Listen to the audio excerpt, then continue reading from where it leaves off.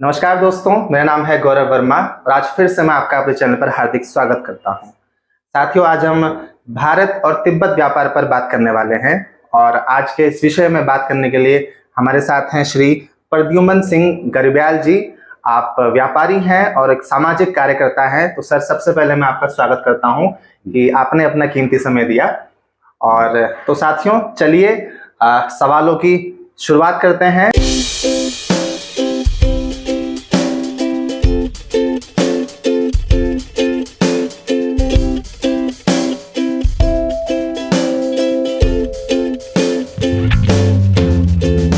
मेरा सबसे पहला सवाल आपसे ये है कि भारत और तिब्बत का जो व्यापार होता था वो किस मार्ग से होता था? ये उसमें जो है धारचूला जिला अल्मोड़ा के अंतर्गत आता था। जी सर। और अल्मोड़ा से धारचूला तक और टनकपुर से धारचूला तक पैदल मार्ग था, घोड़ा खच्चर मार्ग था। और घोड़े खच्चरों की मार्ग के द्वारा ही व्यापार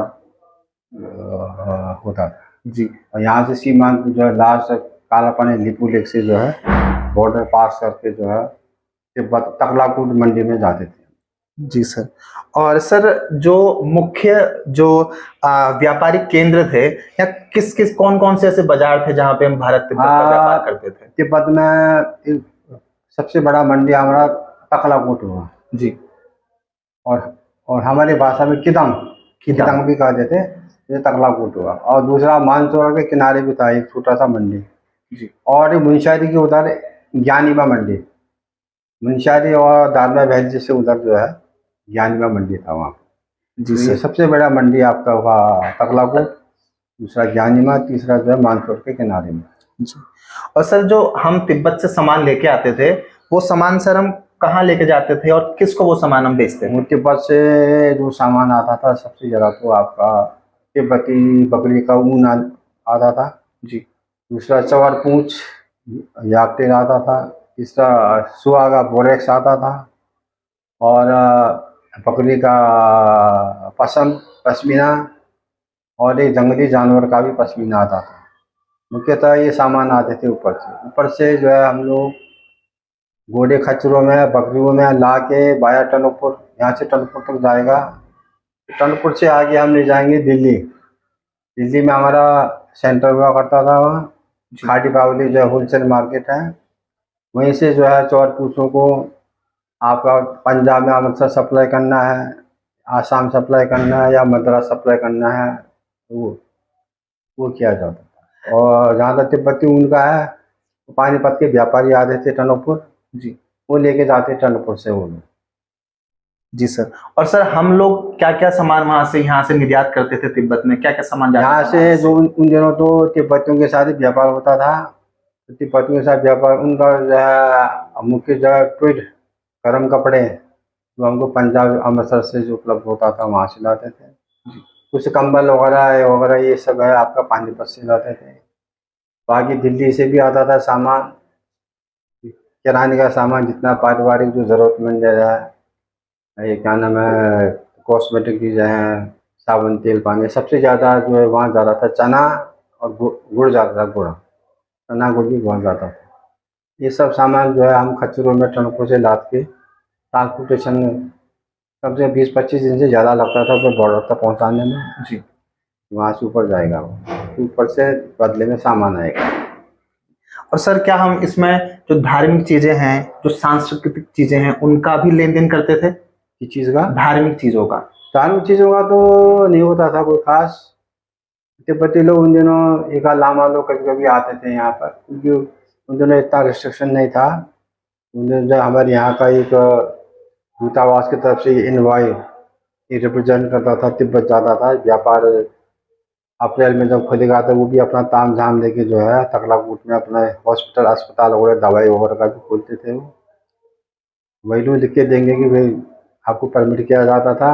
ऊपर से नीचे आने का तिब्बती में परमिट वो देते थे। कभी कभी आते तिब्बती लोग कम आते थे, लेकिन हमारे लोग ही जाते थे व्यापारी सबसे ज़्यादा। जी सर। सर, आप ये भी बता रहे थे कि जो सिख लोग होते हैं वो भी कुछ उसका भी कुछ सामान जाता है। हाँ, सिख लोग जो पंजाबी लोग होते हैं वो भी कुछ सामान लेके जाते हैं। नहीं पंजाबी लोग तो नहीं, उन दिनों पंजाबी लोग नहीं आते। उन दिनों सिर्फ ये था कि धार्मिक यात्रा जी। बड़ा कैलाश यात्रा का मेन रूट था हमारे यहाँ से। आप लगाइए अल्मोड़ा से पैदल, चंद्रपुर से पैदल, और उन दिनों ना कोई होटल, न बड़े रेस्टोरेंट। प्रत्येक कस्बे में जो छोटे छोटे होटल हुआ करते थे, वो लोग अपने एक आना दो आना से पेट भरने वाला जमाना था वो। एक आना दो आना से पेट भरेगा, इस तरह से लोग सेवा भाव से भी अपना सेवा देते थे। साधु संत सब आएंगे, अपने हिसाब से जाएंगे कैलाश। फिर वो नारायण आश्रम में, उसमें स्वामी जी 1935 में आए थे, 1945 तक उन्होंने तैयार कर दिया था। उसमें भी जो है आश्रम में भी जो है साधु संत यात्रा का रूट वहीं से हुआ। जी 2-3 दिन रेस्ट करते थे, फिर जाते थे, फिर आते थे। जी सर। तो सर क्या जो ये भारत और तिब्बत जो व्यापार होता था, क्या उसमें महिलाओं का भी योगदान था? क्या महिलाएं भी हाँ, व्यापार करती महिलाओं थी? का योगदान तो देता कि परिवार के साथ जाना हुआ, जाते ही थे। तिब्बतियों के साथ जो तिब्बती भाषा में बातचीत करना हुआ। तो तिब्बतियों का ये है कि बहुत ही हॉनेस्ट व्यापारी, ऑनेस्ट लोग होते हैं। जिसके साथ व्यापार करेंगे वो बिल्कुल ईमानदारी से करेंगे। जब व्यापार हमारा नवंबर लास्ट तक चलता था। जी नवंबर अप्रैल मई से शुरू हुआ, नवंबर लास्ट तक होगा। तो वहाँ बिल्कुल सामान ढह गया, तो वहाँ पर ऐसा रॉक टाइप के जो है कमरे होते थे पहाड़ में। जी उसके अंदर उसको सामान रखना, और बाहर से ताला लॉकअप करके हम उनको ला देते। सामान खोने खाने का कोई डर नहीं था उन दिनों। ऐसा ऐसा समय था जैसे हम लोग यहाँ से जा रहे हैं, जी रास्ते में बकरी में सामान कहीं पड़ा है हमारा, तो कोई खोने खाने का डर नहीं होता। कोई नहीं ले जाएगा, मतलब उस पहले के जो लोग थे वो बहुत ही बहुत ईमानदार। अच्छे लोग थे। हाँ। जी सर। और सर जब हम व्यापार करते थे तो मुख्यतः कौन कौन से जानवरों में कैसे हम सामान ला लेके जाते थे? सबसे ज़्यादा बकरी बकरी होता था हम लोगों का। बकरी 200 300 400 बकरी। उसके बाद 15-20 खच्चर। फिर जुपू। जुपू माने जो ये बताइए, यहाँ का जो क्रॉस ब्रीड होता है वो जुपू। जुब्बू। कम से कम 5-6 जुपू होगा। इसमें ट्रांसपोर्टेशन हो गए, हम ले जाते थे। जी ऊपर से कभी कभी याग भी आ जाता। याग तो उन दिनों 15-20 रुपये में याग मिल जाता था।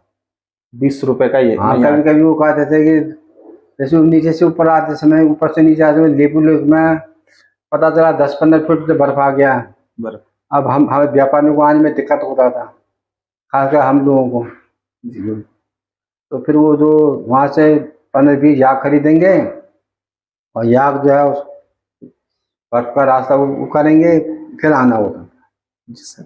और सर जो ये व्यापार हम करते थे, ये मुख्यतः नकद करते थे या फिर वस्तु नहीं, विनिमय? वो सामान वस्तु विनिमय का हो। यहाँ से सामान जाएगा, वहाँ से सामान देंगे। थोड़ा बहुत जो होगा तो फिर वो चांदी के सिक्के का पेमेंट करते थे। तो मेनली सामान के बदले सामान ही हाँ, होता था, सामान के और बदले नकदी सामान। नहीं थी, ना के बराबर थी। हाँ? नकदी नहीं थी उस टाइम हाँ, पे। वो नहीं के बराबर। जी सर। और सर जब हम व्यापार करते थे तो सर कौन कौन सी समस्याएं हमें व्यापार करते समय आती थी? अब समस्या तो सबसे ज़्यादा ट्रांसपोर्टेशन का ही हुआ। कहाँ दिल्ली है, अमृतसर है, पानीपत है, कहाँ कहाँ से सामान लेके आना, मद्रास है, कहाँ कलकत्ता है, कहाँ कहाँ से सामान लेके आना हुआ, टनकपुर। जी वहाँ से ढुलान करना हुआ।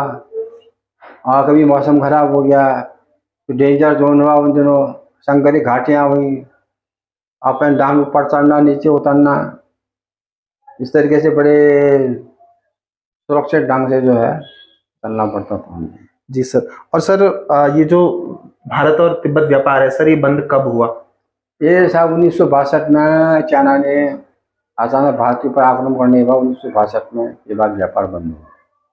और क्या अभी भी व्यापार चल रहा है? अभी व्यापार नहीं चला। 1983 में खुला था यात्रा।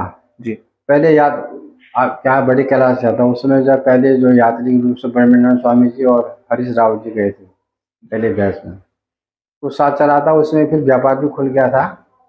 ये व्यापार चाइना के द्वारा होता था, बहुत ही रिस्ट्रिक्शन वगैरह ज़्यादा थे। उन दिनों भी तो तिब्बती लोगों का वही था, गुड़ वगैरह चना वगैरह उसका डिमांड होता था उनका। ऊपर से जो भी सामान आएगा, जी ऊन वगैरह, तो यहाँ हमको देना पड़ता था। पहले जिलाधिकारी महोदय यहाँ मीटिंग करते थे व्यापारियों से, खास कर तिब्बती ऊन का। तो उन दिनों हमारे यहाँ जिला उद्योग, खाद्य बोर्ड, गांधी आश्रम, ये सब जो है विभाग हुआ करते थे, ताकि हमारे सीमांत की महिलाओं को, पब्लिक को रोजगार मिले। और वो उन पहले जिलाधिकारी महोदय तय करते थे, रेट तय करते थे। उसके बाद जितना इनको जरूरत है इन विभागों को उतना अलॉट करने के बाद जो जो ऊन बचेगा फिर हम पानीपत वालों को देते। जी सर। और सर जब ये व्यापार बंद हुआ तो व्यापार बंद होने से फिर क्या क्या समस्या आएंगी? उसके बाद तो सडन रोजी रोटी का समस्या आ गया।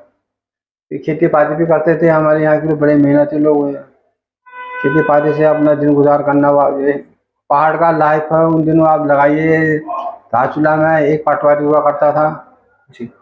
रेवेन्यू अथॉरिटी, कोई अस्पताल नहीं हुआ करता था, बहुत ही बैकवर्ड इलाका हुआ उस जमाने में। जब जिला पिथौरागढ़ बना, जब रोड पहुंचा, धीरे धीरे डेवलपमेंट हुआ, यहाँ काफी परिवर्तन है। पहले बहुत ही ज्यादा इकोनॉमिकल बहुत ही टफ लाइफ था यहाँ पहाड़ में। सर जब व्यापार बंद हुआ तो जो एक व्यापारी है उसने उसके बाद क्या किया? कई सामान हमारे रह गए ऊपर ही, जो रह गया रह ही गया। उसके बाद जो हमारे यहाँ व्यापारी धीरे धीरे फिर सरकार तरफ से हमने निवेदन किया, फिर हम लोगों को जो है अनुसूचित जनजाति में रखा। जनजाति में रखने के बाद फिर 1965-66 से इस्टेब्लिशमेंट हुआ था ये। जी। धीरे धीरे सब सर्विसेज में गए, कई अधिकारी बने हैं हर विभाग में। आजकल अब एक ही रह गया कि सर्विसेज की तरफ ही ज़्यादा है। ज्यादातर लोग व्यापार छोड़ के अब सर्विसेज की तरफ जा रहे हैं। 80-90% सर्विसेज की तरफ ही। जी सर। और सर क्या भारत और तिब्बत के जो लोग थे वो आपस में शादी विवाह बाकी सब चीजें करते थे उस वक्त? शादी ब्याह तो नहीं के बराबर था हमारा, क्योंकि जो हम सीमांत में ट्राइबल लोग थे, ऐसे पहले क्रिश्चियन भी आए थे बहुत धारचूला में। जी। अंग्रेज भी आए थे, उन्होंने बहुत कोशिश किया, जैसे नागालैंड कन्वर्ट हुआ पूरा, यहाँ कुछ किया, लेकिन यहाँ हमारे ट्राइबल लोग जो है क्रिश्चियनिटी कन्वर्ट नहीं होता हाँ है। वो नहीं हुआ। एक दो परिवार हुए, बाकी अपने धर्मों में रहे हम लोग। ज़्यादातर हम लोग हिंदू धर्म शिवा को ही मानते हैं सबसे बड़ा। जी। और शिवा के अंदर जितने हमारे यहाँ कुल देवता हैं हमारे पहाड़ों में, वो सब उसी के अंदर ही। और हमारे देवी को भी बहुत मानते हैं, प्रत्येक गाँव गाँव में देवी का भी है, और अपने कुल देवताओं का भी है, और शिव जी का भी है। जो हिंदू धर्म की कोई तो ज़्यादा मान। सर पहले से लेकर सर अब तक आपने क्या क्या बदलाव देखे भारत और तिब्बत के व्यापार में या रास्तों के बीच में? जब आप बच्चे थे वहां, जब आप गए थे वहां पे, तब आपने क्या क्या देखा था? उस समय तो बहुत ही टफ लाइफ हुआ हमारा भी। क्या नाम है, यहाँ से जो धारचूला है 7 गांव का पड़ा हुआ हमारा, यहाँ के 7 गांव का पड़ा हुआ धारचूला। जी। आपका बूदी, गरब्यांग, नपलचो, रोंगकंग, कुटी, नाबी, गुंजी। विंटर में यहाँ आते थे सब लोग माइग्रेशन होके, और गर्मी में जाते थे। अब आज ये हमारा ब्लॉक का एक केंद्र हो गया है, ब्लॉक हेडक्वार्टर हो गया है, एचडम हेडक्वार्टर है, व्यापार का केंद्र बन गया है। पहले वो था जब तिब्बत से ऊन आता था तो ज्वेलरी मेला नवंबर में मेला लगता था, 15-16 नवंबर से। जी। करीब 8-10 दिन का। वो जितना भी ऊपर से माल आएगा वो भी वो बिकने वाला हुआ। जितने भी हमारी महिलाएं ये तिब्बती उनका जो है आपका पश्मीना शॉल वगैरह है, थुलमा वगैरह है, ये सब तैयार करते थे। व्यापार का आदान प्रदान काफी अच्छा होता था। सर क्या आज जो महिलाएं हैं वो थुल्पू वगैरह अब आजकल महिलाएं करीब करीब मेरे हिसाब से अब रोजगार में नहीं है, अब छोड़ चुकी हैं? क्योंकि वो सब इंडस्ट्री बंद हो गए हैं। जी। इंडस्ट्री कुछ है नहीं यहाँ पर। पहले तो कालीन वगैरह बनाते थे, वो वहाँ का पानीपत का नकली उद्यान नायलॉन के धागे का, अब वो भी करीब करीब बंद हो गया है। अब ज़्यादा रुझान सब सर्विस की तरफ ही जा रहे हैं, कोशिश कर रहे हैं। जी सर। और सर ये हमारा जो ये धारचूला क्षेत्र है सर, ये कैसा क्षेत्र है और यहाँ पे क्या क्या चीजें हैं? धारचूला ये हमारा ये तो बहुत ही इम्पोर्टेंट है, अंतर्राष्ट्रीय बॉर्डर में हम लोग, यहाँ से नेपाल बॉर्डर पड़ता है, काली नदी हमारा बॉर्डर लाइन है। जी। ऊपर से दीपुली के ऊपर चाइना है, तिब्बत तो रहा नहीं चाइना है। लेकिन जो हमारे यहाँ के सीमांत के लोगों ने 1962 की लड़ाई में इतने जनजातीय लोगों ने बढ़ चढ़ कर उन्होंने हिस्सा लिया था। सडन अटैक किया चाइना ने। यहाँ वालों ने जितने डिफेंस आर्मी के साथ जो भी सामान था, यहाँ से जो है महिलाओं ने, आदमी ने, सब ने जो है नागरिकों ने बॉर्डर तक जहाँ जहाँ पहुँचाना था जी। वो भी ट्रांसपोर्टेशन में पूरा मदद किया लोगों ने। सर एक व्यापारी होने के नाते आपकी भारत सरकार से क्या मांग होगी कि क्या ये व्यापार जो है वो खुलना चाहिए या कुछ बदलाव होने चाहिए इन व्यापार? हाँ, वैसे तो ये है कि डिप्लोमेटिक रिलेशन के हिसाब से यदि सीमांत में जो भी देश है उनके साथ रिलेशन अच्छा हो, नीचे व्यापार बढ़ेगा। और क्योंकि कैलाश धाम जो है भारत का सबसे बड़ा शिव धाम माना गया है, तो ये खुलेगा तो निश्चय फायदा ही होगा। जी सर। अभी चाइना को सी रूट के द्वारा चाइना को फायदा ज़्यादा हो रहा है। जैसे हम सुनते हैं डाटा आता रहता है, 60% करीब सामान जो चाइना का सी रूट से भारत में आ रहा है, 40% सामान हमारा सी रूट से जा रहा है। अब बॉर्डर से भी खुल जाता तो बॉर्डर लोगों को काफ़ी फायदा होता है। टर्न ओवर में बहुत फायदा। अभी नेपाल के साथ हमारा ओपन बॉर्डर है, नेपाल के साथ भी हमारा लेन देन को खुला हुआ हिंदू राष्ट्र है वो भी। जी। नेपाली हमारे भाई लोग जितने बच्चे सब इंडिया में भी शहरों में भी जो सर्विस करने आते हैं, यहाँ वाले भी जाते हैं।